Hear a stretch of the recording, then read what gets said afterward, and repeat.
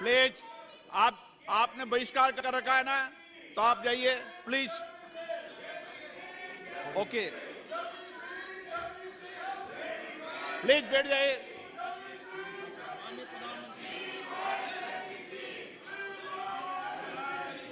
माननीय अध्यक्ष जी, एक मिनट बैठिए। क्या तरीका है बैठे बैठे नारेबाजी करने की? ये तरीका है आप लोगों का? पहले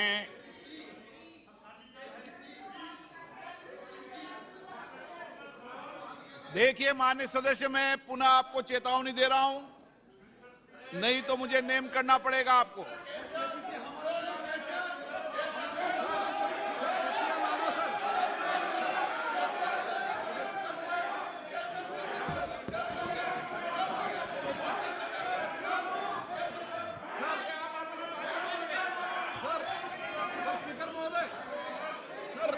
तटिया लाना बिल्कुल गलत है सर, तो उनको नेम कर दीजिए सर, हमारा आग्रह है आपसे सर। माननीय नेता, मैं आपसे आग्रह कर रहा हूं, आपके सदस्यों को समझा लिए, तख्तियां लेकर सदन में नहीं आए। आपने कहा था कि हम बहिष्कार करेंगे, तो आप अपनी बात पर कायम रहें। पिछले 3 दिन से कर रहा था साहब, हम लोग का डिमांड है जेपीसी को करने के लिए, जेपीसी डालने के लिए, और जेपीसी नहीं डाल रहे थे साहब। अभी हम लोग जो है ना प्रधानमंत्री जी का सामने भी हम लोग को जो ये मुद्दा को रखना चाहता था, आपका सामने भी रखा है और हाउस का सामने भी रखा है। अभी हम लोग जो है ना सर इस बात से जो है ना हम लोग वॉकआउट कर रहे हैं। ओके,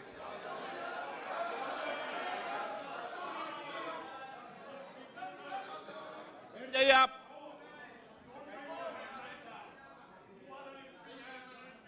ओके, माननीय प्रधानमंत्री जी।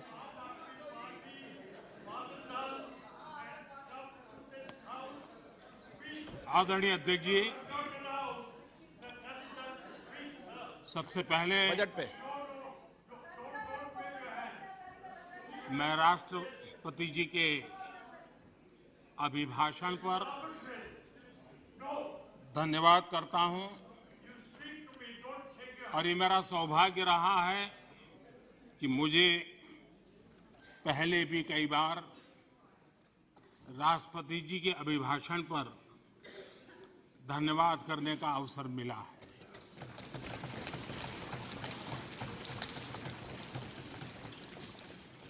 लेकिन इस बार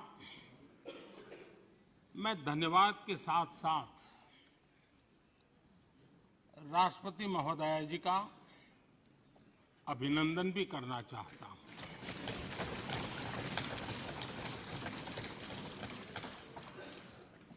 अपने विजनरी भाषण में राष्ट्रपति जी ने हम सबको और करोड़ों देशवासियों को मार्गदर्शन किया है। गणतंत्र के मुखिया के रूप में उनकी उपस्थिति ऐतिहासिक भी है और देश की कोटि कोटि बहन बेटियों के लिए बहुत बड़ा प्रेरणा का अवसर भी। आदरणीय राष्ट्रपति महोदया ने आदिवासी समाज का गौरव तो बढ़ाया ही है, लेकिन आज आजादी के इतने सालों के बाद आदिवासी समाज में जो गौरव की अनुभूति हो रही है, उनका जो आत्मविश्वास बढ़ा है,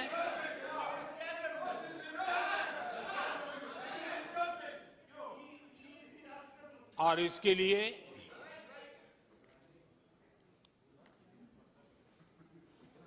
ये सदन भी और देश भी उनका आभारी हूं। राष्ट्रपति जी के भाषण में संकल्प से सिद्धि तक की यात्रा का बहुत बढ़िया तरीके से एक खाका खींचा गया।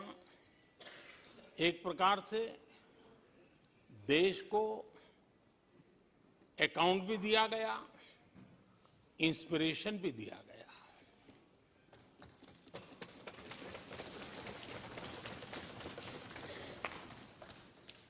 आदरणीय अध्यक्ष जी, यहां पर सभी माननीय सदस्यों ने इस चर्चा में हिस्सा लिया। हर किसी ने अपने अपने आंकड़े दिए, अपने अपने तर्क दिए और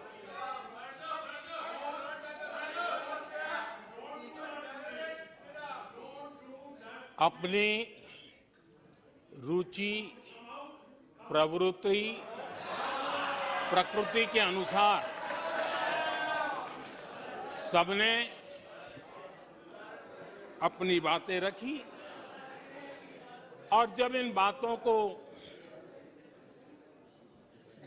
गौर से सुनते हैं, उसे समझने का जब प्रयास करते हैं, तो ये भी ध्यान में आता है कि किसकी कितनी क्षमता है, किसकी कितनी योग्यता है, किसकी कितनी समझ है और किसका क्या इरादा है। ये सारी बातें प्रकट होती ही हैं और देश भली भांति तरीके से उसका मूल्यांकन भी करता है। मैं चर्चा में शामिल सभी माननीय सदस्यों का हृदय से आभार व्यक्त करता हूं, लेकिन मैं देख रहा था कल कुछ लोगों के भाषण के बाद पूरा इकोसिस्टम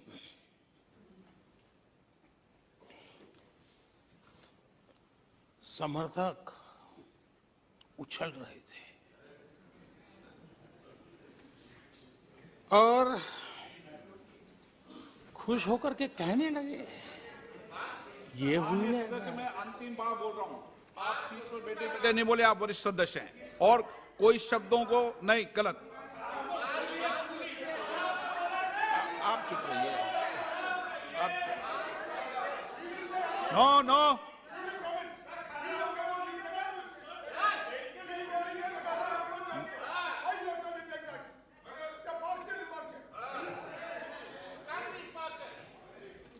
पूरा इकोसिस्टम उछल रहा था और कुछ लोग तो खुश होकर के कह रहे थे, ये हुई ना बात, बड़ा शायद नींद भी अच्छी आई होगी, शायद आज उठ भी नहीं पाए होंगे।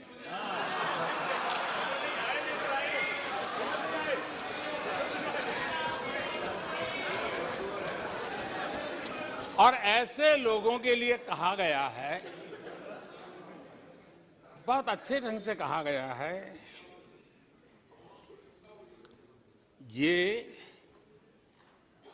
कह कह कर के हम, ये कह कह कर हम दिल को बहला रहे हैं, ये कह कह के हम दिल को बहला रहे हैं, वो अब चल चुके हैं, वो अब चल चुके हैं, वो अब आ रहे हैं। माननीय अध्यक्ष जी, जब राष्ट्रपति जी का भाषण हो रहा था, कुछ लोग कन्नी भी काट गए और एक बड़े नेता महामहिम राष्ट्रपति जी का अपमान भी कर चुके हैं। जनजातीय समुदाय के प्रति, जनजातीय समुदाय के प्रति प्लीज प्लीज प्लीज, आपको नफरत भी दिखाई दी है प्लीज। और हमारे जनजातीय समाज के प्रति उनकी सोच क्या है। देखिए, सदन सदन के तरीके से चलेगा। आप लोग बोले थे, सबने सुना था, कोई डिस्टर्बेंस नहीं हो। नो, गलत। लेकिन जब इस प्रकार की बातें टीवी के सामने कही गई तो भीतर पड़ा हुआ जो नफरत का भाव था, जो सच, वो बाहर आके ही रह गया। ये खुशी है। ठीक है, बाद में चिट्ठी लिख करके बचने की कोशिश तो की गई है। माननीय अध्यक्ष जी, जब राष्ट्रपति जी के भाषण पे चर्चा मैं सुन रहा था तो मुझे लगा कि बहुत सी बातों को मौन रह कर भी स्वीकार किया गया है। यानी एक प्रकार से सबके भाषण में सुनता था तब लगा कि राष्ट्रपति जी के भाषण के प्रति किसी को इतराज नहीं है, किसी ने उसकी आलोचना नहीं की। भाषण की हर बात, अब देखिए क्या कहा है राष्ट्रपति जी ने, मैं उन्हीं के शब्द कोट करता हूं। राष्ट्रपति जी ने अपने भाषण में कहा था, जो भारत कभी अपनी अधिकांश समस्याओं के समाधान के लिए दूसरों पर निर्भर था, वही आज दुनिया की समस्याओं के समाधान का माध्यम बन रहा है। राष्ट्रपति जी ने यह भी कहा था, जिन मूल सुविधाओं के लिए देश की एक बड़ी आबादी ने दशकों तक इंतजार किया, वे इन वर्षों में उसे मिली है। बड़े बड़े घोटालों, सरकारी योजनाओं में भ्रष्टाचार की जिन समस्याओं से देश मुक्ति चाहता था, वह मुक्ति अब देश को मिल रही है। पॉलिसी पैरालिसिस की चर्चा से बाहर आकर आज देश और देश की पहचान तेज विकास और दूरगामी दृष्टि से लिए गए फैसलों के लिए हो रही है। ये पैराग्राफ जो मैं पढ़ रहा हूं, वो राष्ट्रपति जी के भाषण के पैराग्राफ को मैं कोट कर रहा हूं। और मुझे आशंका थी कि ऐसी बातों पर यहां जरूर इतराज करने वाले तो कुछ लोग निकलेंगे, वो विरोध करेंगे कि ऐसा कैसे बोल सकते हैं राष्ट्रपति। लेकिन मुझे खुशी है, किसी ने विरोध नहीं किया, सबने स्वीकार किया, सबने स्वीकार किया। और माननीय अध्यक्ष जी, मैं 140 करोड़ देशवासियों का आभारी हूं कि सबके प्रयास के परिणाम आज इन सारी बातों को पूरे सदन में स्वीकृति मिली है। इससे बड़ा गौरव का विषय क्या होगा। आदरणीय अध्यक्ष जी, सदन में हंसी मजाक, टीका टिप्पणी, नोक-झोंक, ये तो होता रहता है। लेकिन ये नहीं भूलना चाहिए कि आज राष्ट्र के रूप में गौरवपूर्ण अवसर हमारे सामने खड़े हैं। गौरव के क्षण हम जी रहे हैं।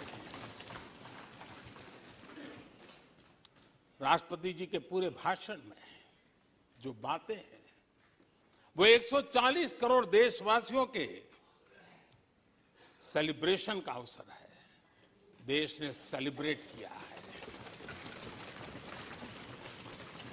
माननीय अध्यक्ष जी, 100 साल में आई हुई ये भयंकर बीमारी, महामारी, दूसरी तरफ युद्ध की स्थिति, बटा हुआ विश्व,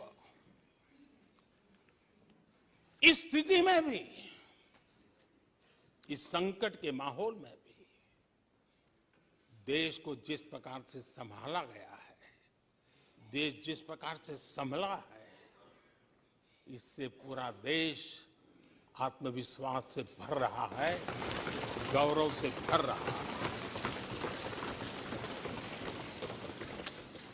आदरणीय अध्यक्ष जी, चुनौतियों के बिना जीवन नहीं होता है। चुनौतियां तो आती हैं,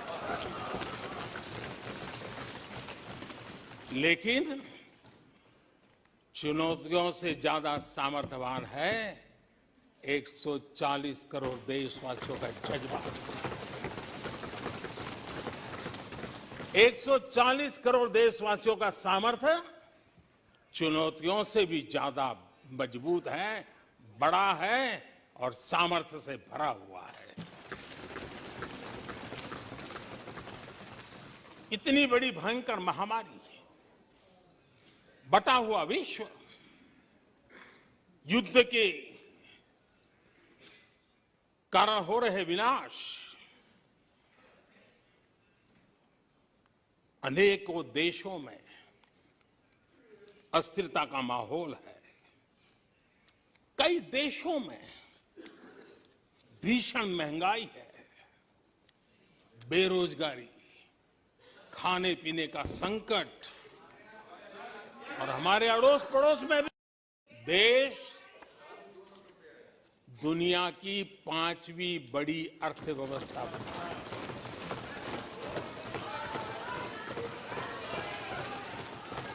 आज पूरे विश्व में भारत को लेकर के पॉजिटिविटी है, एक आशा है, भरोसा है। और माननीय अध्यक्ष जी, ये भी खुशी की बात है कि आज भारत को विश्व के समृद्ध देश ऐसे G20 समूह की अध्यक्षता का अवसर भी मिला। ये देश के लिए गर्व की बात है। ये देश के लिए गर्व की बात है। 140 करोड़ देशवासियों के लिए गौरव की बात है।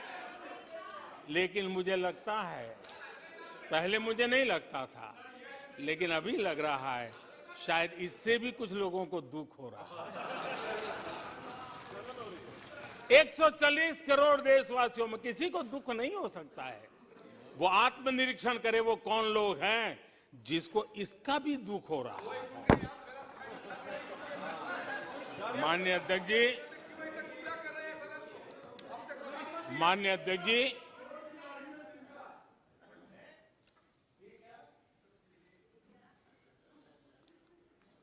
आज दुनिया की हर विश्वसनीय संस्था, सारे एक्सपर्ट्स जो वैश्विक प्रवाहों को बहुत गहराई से अध्ययन करते हैं, जो भविष्य का अच्छे से अनुमान भी लगा सकते हैं, उन सबको आज भारत के प्रति बहुत आशा है, विश्वास है और बहुत एक मात्रा में उमंग भी है। और आखिर ये सब क्यों? ऐसे ही तो नहीं है। आज पूरी दुनिया भारत की तरफ इस प्रकार से बड़ी आशा की नजरों से क्यों देख रही है? इसके पीछे कारण है। इसका उत्तर छिपा है भारत में आई स्थिरता में, भारत की वैश्विक साख में, भारत के बढ़ते सामर्थ्य में और भारत में बन रही नई संभावनाओं में। माननीय अध्यक्ष जी, हमारी रोजमर्रा की जिंदगी में जो बातें हो रही है, उसी को मैं अगर शब्दबद्ध करूं और कुछ बातें उदाहरण से समझाने की कोशिश करूं। अब आप देखिए, भारत में एक 2-3 दशक अस्थिरता के रहे, आज स्थिरता है, पॉलिटिकल स्टेबिलिटी है, स्टेबल गवर्नमेंट भी है और डिसिसिव गवर्नमेंट है।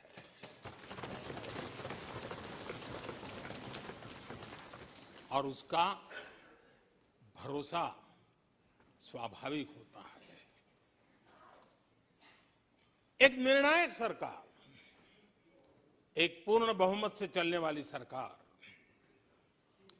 वो राष्ट्र हित में फैसले लेने का सामर्थ्य रखती है। और ये वो सरकार है, रिफॉर्म आउट ऑफ कंपल्सन नहीं, रिफॉर्म आउट ऑफ कन्विक्शन हो रहे हैं।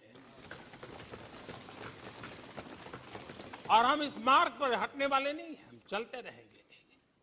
देश को समय की मांग के अनुसार जो चाहिए वो देते रहेंगे। माननीय अध्यक्ष जी, एक और उदाहरण की तरफ मैं जाना चाहूंगा। इस कोरोना काल में मेड इन इंडिया वैक्सीन तैयार हुई। भारत ने दुनिया का सबसे बड़ा वैक्सीनेशन अभियान चलाया। और इतना ही नहीं, अपने करोड़ों नागरिकों को मुफ्त वैक्सीन के टीके लगाए। इतना ही नहीं, 150 से ज्यादा देशों को इस संकट के समय हमने जहां जरूरत थी वहां दवाई पहुंचाई, जहां जरूरत थी वहां वैक्सीन पहुंचाई। और आज विश्व के कई देश हैं जो भारत के विषय में इस बात पर बड़े गौरव से विश्व के मंच पर धन्यवाद करते हैं, भारत का गौरवगान करते हैं।